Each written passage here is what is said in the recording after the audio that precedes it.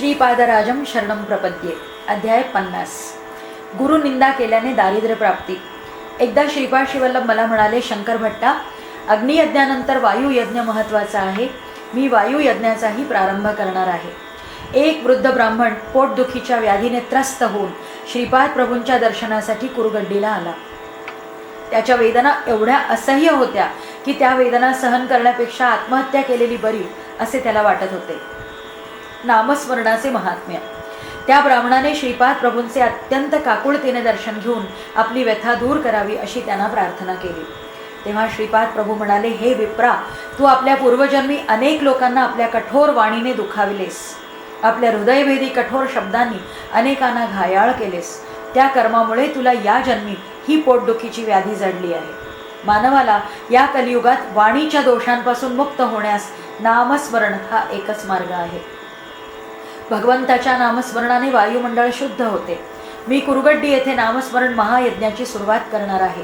त्या नामाबरोबर मी श्रीकारही जोडणार आहे. त्यामुळे चिरस्थायीपणे परा, पश्यंती, मध्यमा आणि वैखरी अशा चारही वाणी नियंत्रित होतील. जे भक्त दिगंबरा दिगंबरा, श्रीपाद वल्लभ दिगंबरा आणि श्री दत्ता दिगंबरा असे मनस्फूर्तीने नामस्मरण करतील त्यांना मी अत्यंत सुलभपणे प्राप्त होऊन त्यांच्या मनोकामना पूर्ण करीन. त्या व्याधिग्रस्त ब्राह्मणाला श्रीपाद प्रभूंनी 3 दिवस आणि 3 रात्री कुरुगड्डी इथे राहून दिगंबरा दिगंबरा, श्रीपाद वल्लभ दिगंबरा असा जप करण्यास सांगितले. प्रभूंच्या आदेशाप्रमाणे तो वृद्ध ब्राह्मण 3 दिवस आणि 3 रात्री कुरुगड्डीत राहिला आणि अत्यंत श्रद्धाभावाने त्यांनी जप केला. त्या ब्राह्मणाची पोटदुखी कमी झाली. श्रीपाद प्रभू म्हणाले, आज संपूर्ण वायुमंडळ अर्थशून्य शब्दांच्या आडंबराने बिघडलेले आहे. मानवाद्वारे उच्चारले गेलेले प्रत्येक वाक्य प्रकृतीतील सत्व, रज, तम या तिन्ही गुणांनी अथवा तिहींपैकी 1 अथवा 2 गुणांनी परिपूर्ण असते. या त्रिगुणात्मक सृष्टीचा पृथ्वी, आप, तेज, वायू आणि आकाश या पंचमहाभूतांवर वाईट प्रभाव पडतो. ही पंचभूते दूषित झाली की संपूर्ण संसार दूषित होतो आणि मानवाचे मन, शरीर आणि अंतरात्माही दूषित होतात.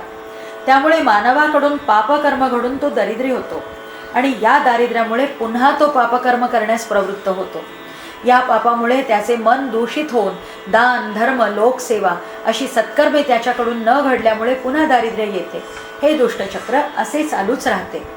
त्रिकरण शुद्धीची आवश्यकता. मानवाला दारिद्र्यापासून अथवा पापकर्मांपासून मुक्त व्हावयाचे असल्यास त्याचे काया, वाचा, मन शुद्ध असावयास हवे. याला त्रिकरण शुद्धी असे म्हणतात. आपल्या मनात जे असेल तेच वाणीतून बाहेर पडावे आणि वाणीतून बाहेर पडेल तेच कृतीत, आचरणात उतरावे. त्रिकरण शुद्धी प्राप्त केलेला मानव महान पदात जाऊन पोचतो.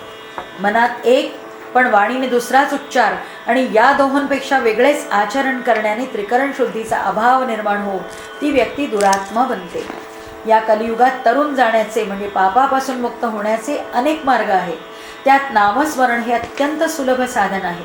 जेव्हा भगवंताचे पवित्र नाव सतत जिभेवर नर्तन करावयास लागते तेव्हा ती सवय होऊन वाणीला पवित्र वचन उच्चारण्याचा छंद जडतो आणि वाणी पवित्र झाल्याने मन पवित्र होते आणि त्या मनाच्या द्वारे पवित्र कर्म करण्याची प्रेरणा मिळते. कर्मविमोचन. एकदा क्षयरोगाने ग्रस्त असा एक गृहस्थ कुरवपुराला आला. त्याला मधुमेह आणि त्याबरोबर अन्य व्याधीही होत्या. त्याला पाहून श्रीपाद प्रभू अत्यंत क्रोधित झाले आणि म्हणाले, पूर्वजन्मात हा एक कुविख्यात चोर होता. त्याने अनेक निरपराध लोकांची संपत्ती हिरावून घेऊन त्यांना निर्धन केले होते. एका उपवर कन्येच्या पित्याने तिच्या विवाहासाठी संपत्ती जमा करून ठेवली होती. ती या दुष्ट चोराने हिरावून नेली. त्यामुळे त्या कन्येचा विवाह होऊ शकला नाही.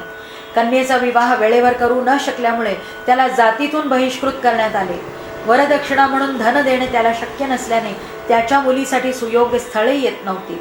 फक्त वृद्ध वरच उपलब्ध होते. अशा परिस्थितीमुळे त्रासून शेवटी त्या मुलीने आत्महत्या करून आपले जीवन संपविले. 100 वर्षे जे आयुष्य ती जगू शकली असती ते नष्ट झाले. पूर्वजन्माची अशी कर्मे असलेला तो क्षयरोगी अत्यंत दीन अवस्थेत श्रीपादांच्या आश्रयास आला आणि अतिशय काकुळतीने श्रीपाद प्रभूंना त्या दुर्धर व्याधीतून सोडविण्यास विनवू लागला. दयावंत श्रीपाद प्रभूंनी त्याला पंचदेव पहाड येथील गोशाळेत झोपण्यास सांगितले. तेथे डासांचा खूप त्रास होता. गुरुदेवांनी त्याला तहान लागली तरी पिण्याचे पाणी न देण्याची आज्ञा केली. त्या रात्री त्याला एक स्वप्न पडले. त्या स्वप्नात त्याला एक राक्षस त्याचा गळा दाबताना दिसला आणि एक भला मोठा दगड त्याच्या छातीवर ठेवलेला असून एक बलवान मल्ल त्याच्यावर बसलेला आहे असे दिसले. या दोन्ही स्वप्नांमुळे त्याच्या कर्मफलाची निष्कृती म्हणजे कर्मफळातून मुक्त होऊन तो आपल्या क्षयरोगातून आणि अन्य व्याधींपासून मुक्त होऊन निरोगी झाला. अनेक वर्षांपासून क्षयरोगाने ग्रस्त झालेल्या त्या रोग्याला श्रीपाद प्रभूंनी मानसिक अनुभव देऊन म्हणजे स्वप्नात शिक्षा करून दुष्कर्मापासून मुक्त केले. एरवी त्याला त्याच्या दुष्कर्मांसाठी अनेक वर्षे शारीरिक त्रास सहन करीत जगावे लागले असते. श्रीपाद श्रीवल्लभांचा जय जयकार असो. अध्याय 50 समाप्त.